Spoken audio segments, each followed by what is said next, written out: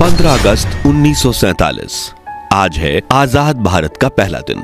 200 सालों के संघर्ष के बाद आखिरकार हमारा महान देश आज आजाद हो चुका था। एक तरफ करोड़ों भारतीय आजादी की खुशी में झूम रहे थे, वहीं दूसरी तरफ लाखों बंटवारे के दर्द से करा रहे थे। उस शाम 5 बजे इंडिया गेट के पास प्रिंसेस पार्क में लॉर्ड माउंटबेटन को ब्रिटेन का झंडा उतारकर भारत का तिरंगा झंडा फहराना था। उनके सलाहकारों का मानना था कि वहां करीब 30,000 लोग आएंगे, लेकिन वहां 5 लाख लोगों का सैलाब उमड़ पड़ा। दुनिया के इतिहास में अब तक इतनी ज्यादा भीड़ कुंभ मेले के अलावा कहीं एकत्रित नहीं हुई थी। उस ऐतिहासिक क्षण की तीव्रता का अंदाजा आप इसी बात से लगा सकते हैं कि भीड़ के जोश के सामने हर व्यवस्था नाकाम हो गई। लोगों को रोकने के लिए लगाई गई बल्लियां, बैंड वालों के लिए बनाया गया मंच, वीआईपी गेस्ट की बैठने की गैलरी और रास्ते के दोनों ओर लगी रस्सियां, सब कुछ लोगों की उमड़ती लहर में बह गया। बैंड वालों के चारों ओर इतनी भीड़ थी कि ढोल बजाना तक नामुमकिन हो गया। लोग इतने करीब करीब बैठे थे कि उनके बीच से हवा का गुजरना भी मुश्किल था। उस भीड़ में हजारों ऐसी महिलाएं थीं जो अपने दूध पीते बच्चों को सीने से लगाए खड़ी थीं, इस डर से कि कहीं भीड़ के दबाव में उनके बच्चे कुचले ना जाएं। और जब उन्हें भीड़ का धक्का लगता तो अपने बच्चों को हवा में उछाल देती और जैसे ही बच्चे नीचे गिरने लगे वो उन्हें फिर से पकड़ लेती और यह सिलसिला चलता रहता। एक समय तो ऐसा हुआ कि सैकड़ों बच्चे हवा में उछाले जा रहे थे, मानो आसमान से बच्चों की बारिश हो रही हो। तभी पंडित जवाहरलाल नेहरू वहां पहुंचे। उन्हें देख लोगों ने जय हिंद और भारत माता की जय के नारे लगाना शुरू कर दिया। उनके पीछे लॉर्ड माउंटबेटन की 17 साल की बेटी पामेला भी प्रिंसेस पार्क पहुंची। पंडित नेहरू ने पामेला की तरफ देखा और चिल्लाते हुए बोले, तुम लोगों के ऊपर से फांदती हुई मंच पर आ जाओ, वो बुरा नहीं मानेंगे। पामेला भी चिल्लाई, मैं ऐसा कैसे कर सकती हूं, मैंने ऊंची एड़ी की सैंडल पहनी हुई है। नेहरू ने कहा, सैंडल हाथ में ले लो और आगे बढ़ो। फिर पहले नेहरू लोगों के सिर पर पैर रखते हुए मंच पर पहुंचे और फिर उनकी देखा देखी पामेला भी अपने सैंडल उतारकर हाथों में लेकर इंसानों के सिरों की कालीन पर पैर रखते हुए मंच तक पहुंच गई, जहां सरदार पटेल की बेटी मणिबेन पटेल पहले से मौजूद थीं। लेकिन पहली बार भारत का तिरंगा फहराने वाले लॉर्ड माउंटबेटन दूर दूर तक नहीं दिख रहे थे। कुछ मिनट ऐसे ही बीते और फिर माउंटबेटन की बग्गी वहां पहुंची, जो लोगों के सैलाब के बीच इतनी बुरी तरह से फंस गई थी कि वो उसमें से उतरने की सोच भी नहीं सकते थे। इसलिए उन्होंने पंडित नेहरू की तरफ देखते हुए चिल्लाकर कहा, लेट्स होस्ट द फ्लैग, यानी चलिए झंडा फहराइए। जिसके बाद प्रिंसेस पार्क में भारत का महान तिरंगा फहराया गया और माउंटबेटन ने अपनी बग्गी पर ही खड़े होकर तिरंगे को सलामी दी। इस ऐतिहासिक दृश्य को अपनी आंखों से देख रहे उन 5 लाख लोगों के मुख से पहली बार आवाज निकली, भारत माता की जय। और उन्होंने दूसरा नारा लगाया, माउंटबेटन की जय, पंडित माउंटबेटन की जय। भारत के पूरे इतिहास में इससे पहले किसी दूसरे अंग्रेज को यह सौभाग्य प्राप्त नहीं हुआ था कि वो लोगों को इतनी दिली भावना के साथ ये नारा लगाते हुए सुने। उस दिन वायसराय माउंटबेटन को वो चीज मिली जो चीज उनकी परनानी रानी विक्टोरिया को नसीब नहीं हुई थी और ना ही उनकी किसी और संतान को। और जब यह आवाज गूंजी तो माउंटबेटन के रोंगटे खड़े हो गए और आंखों में आंसू आ गए। उस ऐतिहासिक और मधुर क्षण में भारत के लोगों के दिलों में ऐसा उल्लास था कि पलासी की लड़ाई, 1857 के अत्याचार और जालियांवाला बाग की खूनी दास्तान जैसे दुखद अध्याय मानो कहीं खो गए। जैसे ही भारतीय तिरंगा हवा में लहराया, उसके ठीक पीछे एक इंद्रधनुष उभर आया। ऐसा प्रतीत हुआ जैसे प्रकृति भी भारत की आजादी का जश्न मनाने और उस पल को और अधिक रंगीन बनाने के लिए तैयार थी। इस ऐतिहासिक क्षण का अनुभव करने के बाद जब माउंटबेटन अपनी बग्गी में बैठकर गवर्नमेंट हाउस की ओर बढ़े, तभी उनकी पत्नी एडविना ने थकी मांदी महिलाओं को अपनी बग्गी में चढ़ा लिया। वे इतनी निढाल हो चुकी थी कि लगभग बग्गी के पहिए के नीचे आ गई थी। वे महिलाएं उन सीटों पर बैठ गईं जो काले चमड़े से मड़ी हुई थीं और इंग्लैंड के राजा रानी के बैठने के लिए बनाई गई थी। उसी बग्गी में भारत के प्रधानमंत्री जवाहरलाल नेहरू भी मौजूद थे, लेकिन उनके लिए कोई सीट उपलब्ध न होने के कारण वो बग्गी के हुड पर बैठ गए। दृश्य न केवल स्वतंत्रता का बल्कि बराबरी और भाईचारे का प्रतीक बन गया। मित्रों, आज के इस वीडियो में हम आपको देश के पहले स्वतंत्रता दिवस की सैर पर ले जाने वाले हैं, जिसमें हम ऐसे ही कुछ दिलचस्प किस्सों के साथ दुर्लभ वीडियोस भी देखेंगे जो आपको उस ऐतिहासिक दिन का अनुभव करवाएंगे जो भारत के इतिहास में सुनहरे अक्षरों में लिखा हुआ था। लेकिन उसके पहले हर भारतीय से एक छोटी सी गुजारिश है, प्लीज आप वीडियो को लाइक करके कमेंट बॉक्स में जय हिंद जरूर लिखें। साल 1945, एक तरफ द्वितीय विश्व युद्ध, वहीं दूसरी तरफ भारत के महान स्वातंत्र्य सेनानियों के आंदोलन ने ब्रिटिश हुकूमत की कमर तोड़कर रख दी थी। अंग्रेज ये समझ चुके थे कि अगर हम भारत में लंबे समय तक रहे तो वहां से जिंदा नहीं लौट पाएंगे। ऐसे में विश्व युद्ध पूरा होते ही जब ब्रिटेन के नए प्राइम मिनिस्टर बने रिचर्ड एटली, तो उन्होंने तुरंत बड़ा फैसला लेते हुए 20 फरवरी 1947 को ब्रिटेन के हाउस ऑफ कॉमन्स में घोषणा कर दी कि हम 30 जून 1948 तक भारत को पूरी तरह से आजाद कर देंगे। लेकिन समय बीतने के साथ भारत को आजाद करने की तारीख और नजदीक आती चली गई।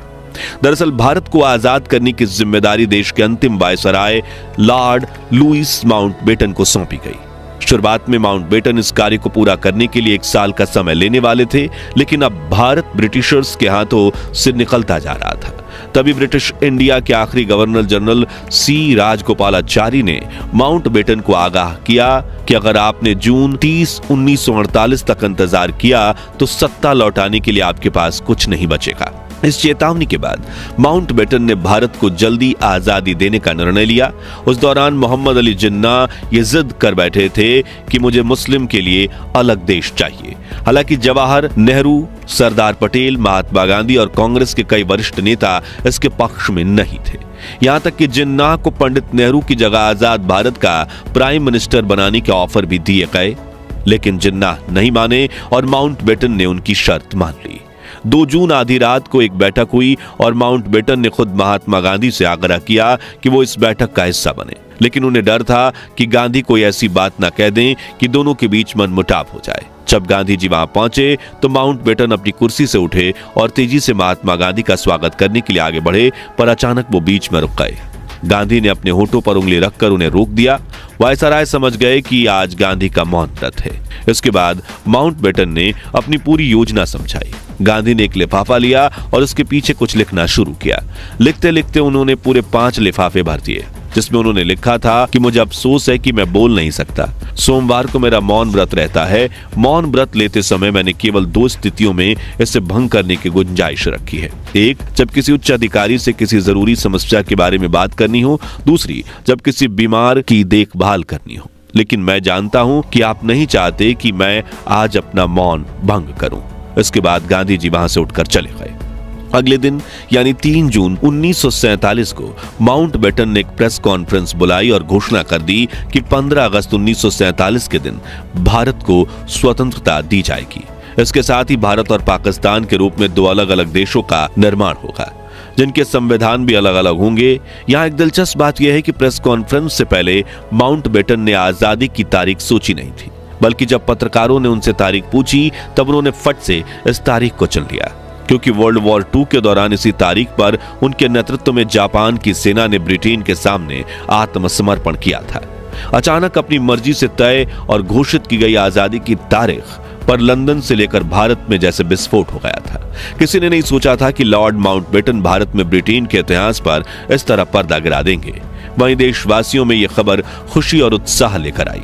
जिस आजादी के लिए लाखों स्वतंत्रता सेनानियों ने अपने प्राणों की आहुति दी थी, अब वह दिन करीब था जब पूरा देश आजादी की खुली हवा में सांस लेने वाला था। मित्रों, क्या आपने कभी सोचा कि आजादी के लिए तो 15 अगस्त की तारीख चुनी गई, फिर स्वतंत्रता समारोह 14 और 15 अगस्त की आधी रात को ही क्यों शुरू किया गया? तो इसके पीछे भी एक खास कारण था। दरअसल भारत के वरिष्ठ ज्योतिषियों के अनुसार 15 अगस्त का दिन ग्रह नक्षत्र की स्थिति के हिसाब से शुभ नहीं था। उन्होंने सलाह दी कि इतने महत्वपूर्ण कार्य के लिए यह दिन उपयुक्त नहीं है और सौभाग्य से 14 अगस्त के दिन सितारों की स्थिति 15 अगस्त की तुलना में ज्यादा बेहतर थी। इसलिए निर्णय लिया गया कि 14 अगस्त 1947 की आधी रात को भारत को आजाद किया जाए, ताकि यह हर दृष्टि से सही साबित हो। वायसराय लॉर्ड माउंटबेटन ने इस प्रस्ताव को स्वीकार कर लिया। 14 अगस्त की रात 11 बजे दिल्ली के संसद भवन के सेंट्रल हॉल में स्वतंत्रता दिवस समारोह आयोजित किया गया। समारोह की शुरुआत सुचेता कृपलानी ने की, जो बाद में उत्तर प्रदेश की पहली महिला मुख्यमंत्री बनी। उन्होंने सबसे पहले अल्लामा इकबाल के गीत सारे जहां से अच्छा और फिर बंकिम चंद्र चट्टोपाध्याय का वंदे मातरम गाया, जो बाद में भारत का राष्ट्रीय गीत बना। ठीक 11:55 पर स्वतंत्रता भारत के पहले प्रधानमंत्री जवाहरलाल नेहरू ने अपना ऐतिहासिक भाषण ट्रिस्ट विद डेस्टिनी यानी नियति से मिलन दिया। भाषण की शुरुआत उन्होंने की, बहुत साल पहले हमने नियति से एक वादा किया था और अब वो समय आ गया है जब हम अपनी नियति की उस प्रतिज्ञा को काफी हद तक पूरा करेंगे। आधी रात के समय जब दुनिया सो रही होगी, भारत जीवन और स्वतंत्रता के लिए जागेगा। उन्होंने आगे कहा, इस आजादी के दरवाजे पर जब हम खड़े हैं कि हिंदुस्तान किसी एक फिरके का मुल्क नहीं है, एक मजहब वालों का नहीं है, बल्कि बहुत सारे बहुत किस्म के बहुत धर्म और मजहबों का है। किस तरह की आजादी हम चाहते हैं। उनके इन शब्दों ने आजादी के महत्व और नए भारत के सपने को बखूबी अभिव्यक्त किया। फिर जैसे ही घड़ी ने 12 के रात बजा दिए, शंखनाद की गूंज पूरे सेंट्रल हॉल में फैल गई। वहां मौजूद लोगों की आंखों से खुशी और भावुकता के आंसू बह निकले और महात्मा गांधी की जय के नारों से सारा माहौल गूंज उठा।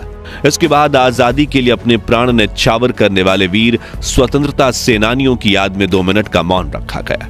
संसद भवन के बाहर मूसलाधार बारिश हो रही थी। इसके बीच हजारों भारतीय इस ऐतिहासिक क्षण का इंतजार कर रहे थे।